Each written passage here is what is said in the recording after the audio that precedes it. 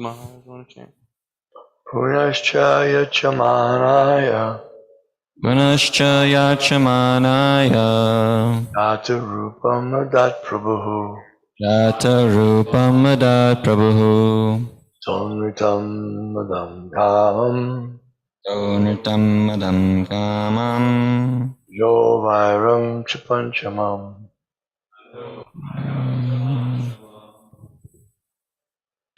Punascha yachamanaya Punascha yachamanaya Jata rupam adat prabhu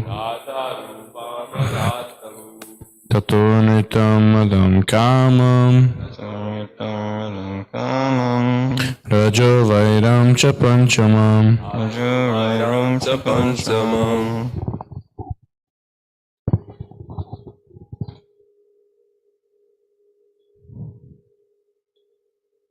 Punascha yachamanaya Punascha yachamanaya Jata rupam adat prabhu Rupam adat prabhu Tato nritam madam kamam Tam madam kamam Rajo vairam cha panchamam. Rajo vairam cha panchamam.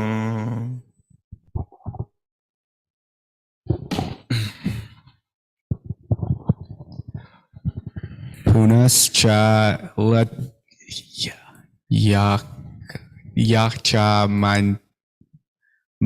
yacha manaya Punascha yachamanaya Jata rupam adat prabhu Jata rupam adat prabhu Tato nirtam madam kamam Tato nritam madam kamam Rajo vairam cha panchamam. Rajo vairam cha panchamam. That was nice. Punascha yachamanaya Punascha yachamanaya Jata rupam adat prabhu Jata rupam adat prabhu Tato nitam madam kamam Tato nritam madam kamam Rajo vairam cha panchamam. Rajo vairam cha panchamam. Word for word. Punaha. Again. Cha. Also. Yachamanaya. To the beggar. Jatarupam. Gold. Adat. Gave away. Prabhu. The king. Tataha. Whereby. Anritam.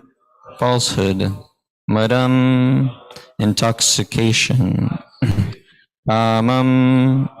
Lust. Rajaha. On account of a passionate mood. Vairam. Enmity. Cha. Also. Panchamam. The fifth one. Translation and purport by His Divine Grace, A.C. Bhaktivedanta Swami, Srila Prabhupada Ki Jai. The personality of Kali asks for something more, and because of his begging, the king gave him permission to live where there is gold, because wherever there is gold, there is also falsity, intoxication, lust, envy, and enmity. Let me read 37 and 38. 37. Therefore, O chief, amongst the protectors of religion, please fix some place for me where I can live permanently under the protection of your government. Thursday, Sutta Goswami said, Maharaj Parikshit, thus being petitioned by the personality of Kali, gave him permission to reside in places where gambling, drinking, prostitution, and animal slaughter were performed. The personality of Kali asked for something more, and because of his begging, the king gave him permission to live where there is gold. Because wherever there is gold, there is also falsity, intoxication, lust, envy, and enmity. Purport. Although Maharaj Parikshit gave Kali permission to live in 4 places, it was very difficult for him to find the places because during the reign of Maharaj Parikshit there were no such places. Therefore, Kali asked the king to give him something practical which could be utilized for his nefarious purposes. Maharaj Parikshit thus gave him permission to live in a place where there is gold, Because wherever there is gold, there are all the above mentioned four things, and over and above them, there is enmity also. The personality of Kali became gold standardized. According to Srimad Bhagavatam, gold encourages falsity, intoxication, prostitution, envy, and enmity. Even a gold standard exchange and currency is bad. Gold standard currency is based on falsehood because the currency is not on a par with the reserve gold. The basic principle is falsity because currency notes are issued in value beyond that of the actual reserve gold.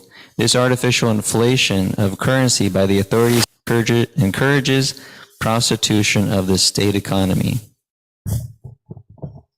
The price of commodities becomes artificially inflated because of bad money or artificial currency notes. Bad money drives away good money. Instead of paper currency, actual gold coins should be used for exchange, and this will stop prostitution of gold. Gold ornaments for women may be allowed by control, not by quality, but by quantity. This will discourage lust, envy, and enmity.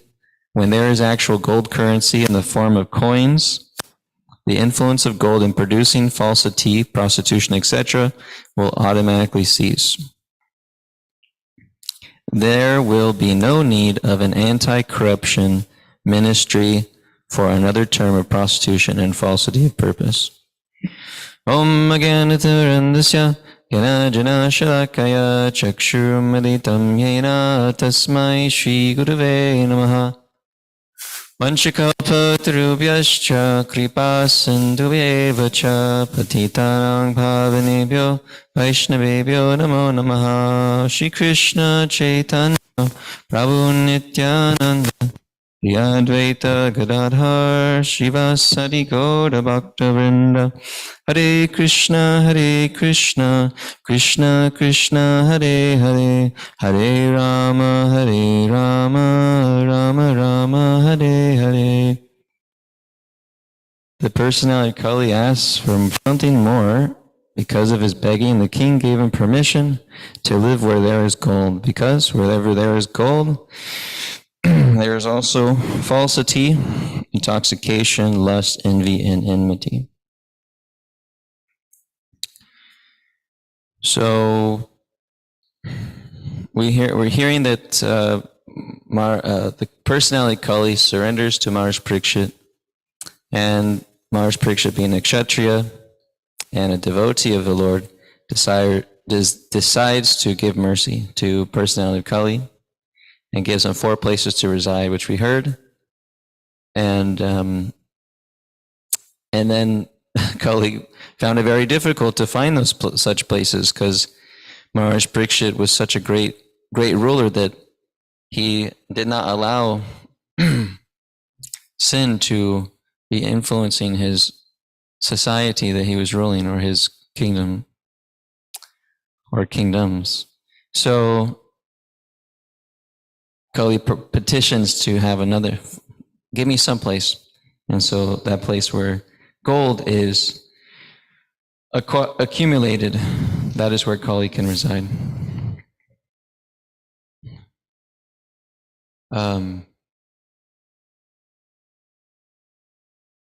So it's very interesting in the Srimad Bhagavatam in the 5th canto. I'll read this verse here. This is the 5th canto, chapter 14, text 7. And it explains this. It basically is highlighting this verse that we're reading today. And this is where gold is compared to yellow stool. Sometimes a living entity is interested in the yellow stool known as gold and runs after it. That gold is the source of material opulence and envy, and it can enable one to afford illicit sex, gambling, meat eating, and intoxication. Those whose minds are overcome by the mode of passion are attracted by the color of gold. Just as a man suffering from cold in the forest runs after a phosphorescent light in a marshy land, considering it to be fire. So this gold symbolizes, right? It symbolizes, but also it has value. But it symbolizes wealth, because gold is considered to be the most valued of the metals, right? So you have gold and iron or steel. Generally, you pick gold because it's got this glittering effect. People value it based off of its characteristics, what it is. So, and that's valued throughout the world. Different cultures, societies, nations, they all value gold. So, according to, in economic terms, Prabhupada is explaining what is best for economic, at least what is better than now. Even the gold. So he says that if you give gold coins, whatever it is, coins, you have certain carat of gold and certain quality, and then that actually has value, and it's not just temporary to the demands and the circumstances of which your nation is run, but it has value throughout, the world. But we see today that there's I don't know how to pronounce it, fiat currency, which is just printing paper money, but it's not backed by anything. So the banks and the government, National Treasury, could just keep printing this paper money. But when there is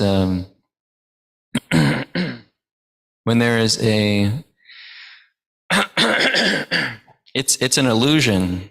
Prabhupada explains, basically, we have this system because we want to be cheated. The government cheats, and we're okay with being cheated because all they're issuing is paper money. Has no value in reality, but it has value in the society, which is value given by the government. So they can just go on printing, raising prices, and if you don't have, like Prabhupada, there's a story in the Lilamrita that when there was war against, I think it was the British and the Indians, specifically in Calcutta. He said he went to, this inflation was so crazy that he was getting amount of rice for 6 rupees per pound. And then he came back then later that day and the government just allowed people to raise their prices. And the rice jumped up to 500 rupees per pound just in half a day. So basically people were starving, people were dying in the streets because they couldn't afford the produce, they couldn't afford grains. They couldn't pay, there was no value. It was just, inflate the currency, inflate the prices. And, you're only there with a few rupees, but it has no value practically. Whereas if you had gold coins, it has value. Or if you had goods, it has value, right? Commodities, it has some practical value, but these paper currency, it has no value. So it's cheating. I can't remember where it was, but I think I remember Prabhupada saying that he had experienced that in a wartime, there would just be money on this paper money on the street because it had no value. So this is simply a cheating system. And now, what to speak of nowadays? We don't even really have so much paper, and now it's just on our phone. It's just a number in the computer, number online, number in the bank. But any moment, that whole system can just collapse, and now we're left with nothing. The richest person in the world, right? I mean, of course, they have a bunch of assets, but then they become just as poor as everybody else if you take out the fact that they have all these assets,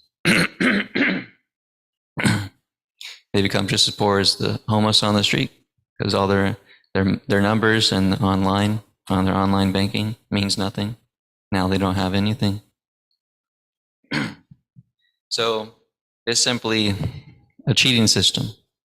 You see, the paper currency, you have I don't know how it all works, like all the details of it, but just, principles. But you have the world, yeah? Is Mahara speaking? The best system is barter.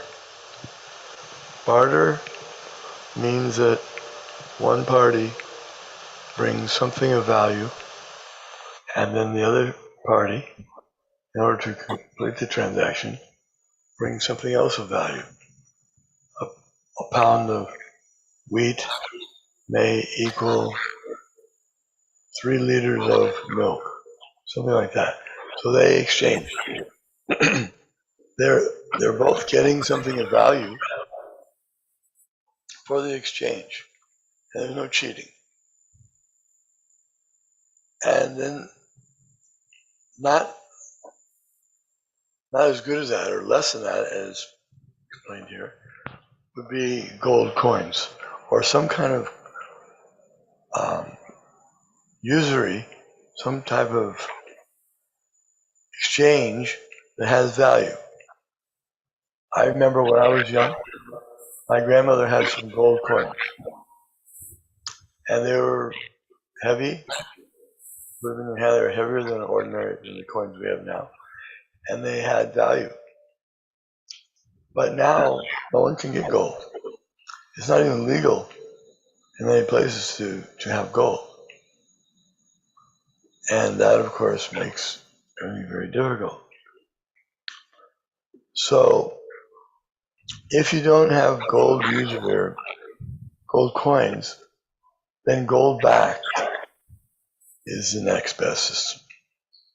Where when I was young also, you could take this currency and go to the mint, to the government mint, and you could actually get gold or silver, which was backing. So in this way, there's something of value. In the world wars, 1929 especially, after the stock market crash, there's pictures of people having wheelbarrows full of dollars, paper dollars, and is of no value. You can't get any food. Therefore, Prabhupada and Krishna and all the Vaishnavas recommend a system of practically growing your own grains. Anand bhavanti bhutani, parjanyadam sambhava. By growing one's own grains, performing sacrifice, and tilling the field, one doesn't have to worry about the economic situation. It doesn't matter what happens in the world. No matter if there's war, if you have your grains, you're home, and then you take care of your family's needs. It's a far superior system than having to depend, for example, on everything being shipped in. We are now dependent. If there's any kind of calamity, we're in trouble because it depends on the transportation. You have to have trains and trucks if the petrol goes up in price, all the commodities go up in price, and people can't eat. There's no security. How can you live peacefully knowing that all the food that I have is at the store? And as soon as there's some scare, there may be some catastrophe, some people go in, they buy out the store. Or some people get weapons and they go in and hold up the store owners or hold up business. So it's a very dangerous and uncertain situation. and it's not getting better. So the solution to that is simple living and high thinking. That people go back to living on the land, not working in big factories or big offices, but growing their own food. And if they have extra food, extra grains, they can trade it for other products that they need. And this way, live simply, not worried about. In the former times, in the Vedic times, people, the citizens, didn't really mind who won the war, so to speak, if there was some battle. Because in either case, they would have their food because they grew their own food, and they would give their taxes to the government. The system in the Vedic culture was that everyone who produced something, primarily the Vaishyas, they were required to give 25% of what they produced to the government as tax. And the government then would provide them with protection against invasion and against thieves. And in case of calamity such as hurricane or flood, the government would come in and help the people with its treasury. So in this way, 25% is acceptable because you can still, the grower, the merchant can still live on the 75%, and he gives 25% to the government, and everything goes on. So this taxation is another, the Bhagavatam predicts that as Kali progresses, the taxes will become so high that the people won't be able to pay taxes, and there'll be droughts also, because there won't be sacrifices performed. Things like droughts and disturbances are caused when there's no sacrifice to Vishnu performed. And we know that there's no sacrifice to Vishnu being performed now, except primarily by the Krishna consciousness movement is performing sacrifice. And this age, the sacrifice is glorifying the Lord, primarily chanting the holy names of the Lord. So people want to get off the grid and they want to get out from the control of the government. And that is a laudable desire. Many of the people today, they want that. It's difficult to do by themselves because another problem is land prices are not, they don't encourage the small farmer. People are not encouraged to have a little plot of land. So they're bought out by the very large landholders who have factory farming and tractors and things. So it's not very economical to have a cow and an oxen and try to get some land, a small bit of land. But that's actually the way the Vedic culture flourished for thousands and millions of years. That's the system that will sustain. This system that is presently functioning is unsustainable because there's too many factors that have made it too complicated. Stocks, and bonds, and all kinds of credit, things that have no support. So part of our Krishna conscious movement means to go back to a simple agrarian economy. And that will be considered a step towards backwardness by modern thinkers, because they think we're making so much progress with our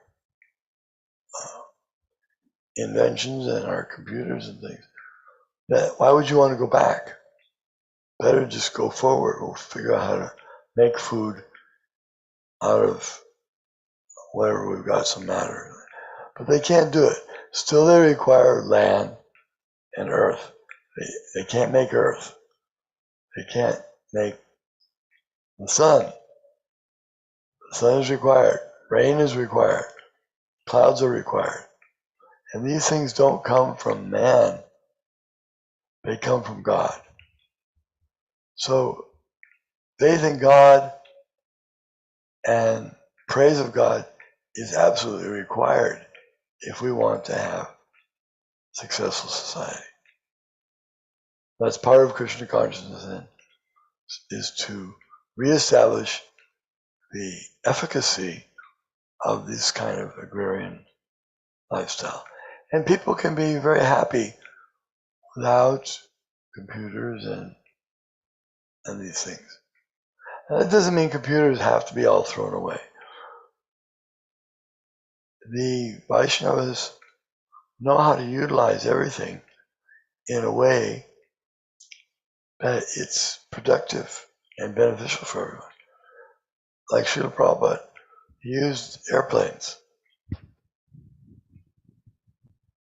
How to use airplanes? For flying sannyasis and other devotees from place to place to glorify Krishna, for preaching. And he used recording equipment. And he used television and those things to propagate the message of Krishna consciousness. So we don't have to throw computers away or destroy automobiles, but we should realize that that's not perfection of life, is to own tin cars. Perfection of life is to become God conscious, and after giving up this body, which we will have to do, going back to the spiritual world where everything is blissful. Thank you.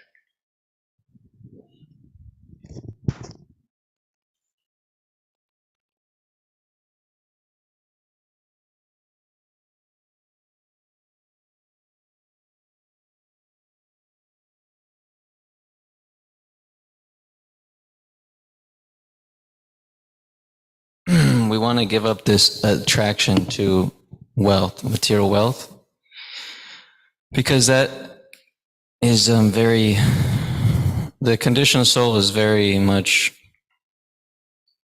desirous to enjoy the material world, and through wealth one can enjoy so-called enjoyment. One has facility, like is mentioned, that one can utilize their wealth for these illicit activities.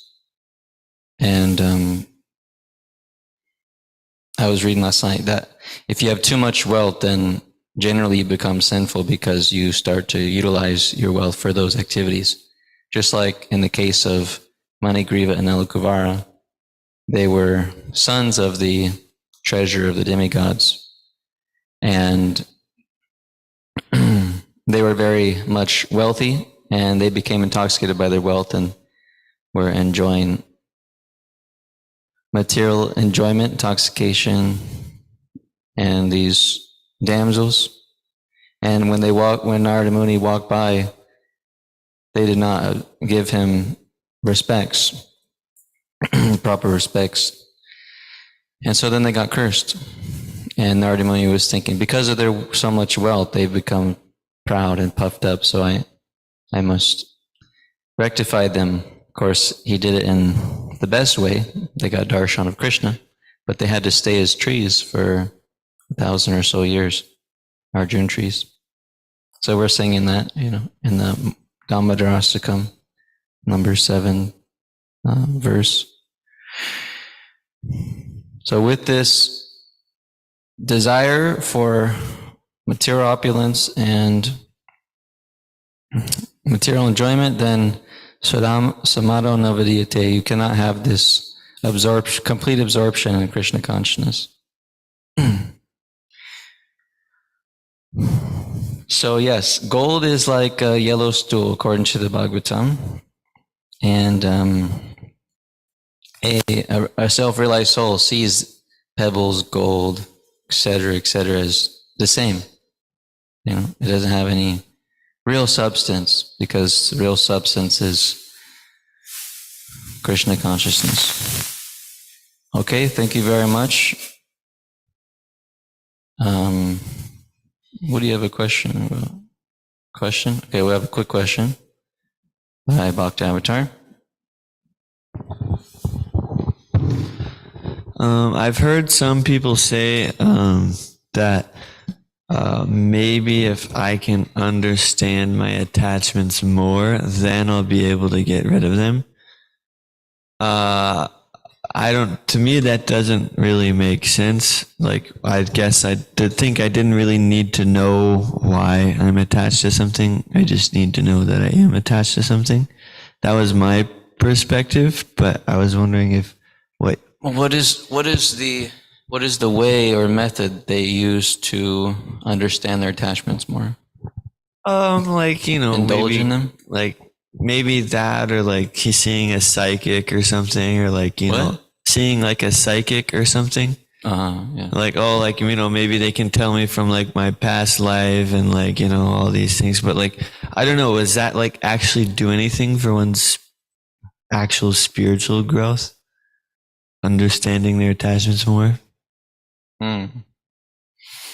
Well, we know that the solution, we know the process to achieve detachment is ultimately devotional service and serving Krishna. Vasudeve Bhagavati Bhakti Yoga Prayojita Ganat Vaishura Vairagyam Ginam Chayaruhaitukam. That by serving Vasudeva, Krishna, then you acquire detachment and causeless knowledge. So the process, the method of getting rid of your attachment is just serving Krishna. So it's not necessary to see a psychic, do your astrology and all these things, But of course, there is it might be helpful for your intelligence to understand your astrology. That was given in Vedic times, but it's not necessary, because the process is, we know what we're attached to. Krishna's already given us that intelligence, we don't have to, we know what our attachments are. We don't have to conjure up, or we don't have to learn more about it by material means. We know what we're attached to because we experience it. Right? We experience some anxiety to have something, some intense desire to do an activity or to enjoy a certain thing. It's already there. And then by the process of Krishna consciousness, we uncover more and more attachments too, more subtle attachments, until we're completely free from our attachments, and we're just attached to Krishna, our material attachments, and then we become just attached to Krishna. So it is not necessary. Just go on practicing devotional service, chanting, and you'll be able to give up attachments very drastically. If you're coming from the material world, your attachments will go away pretty quickly, at least trying to endeavor to fulfill them in a very gross way, meaning I'm actually willing to do the actions. Whereas when we start to practice Krishna consciousness and gradually advance, then these attachments become more subtle. They stay in the mind. We're not much acting on them externally, but they're still there. They're bringing about some emotional response, some strong desires.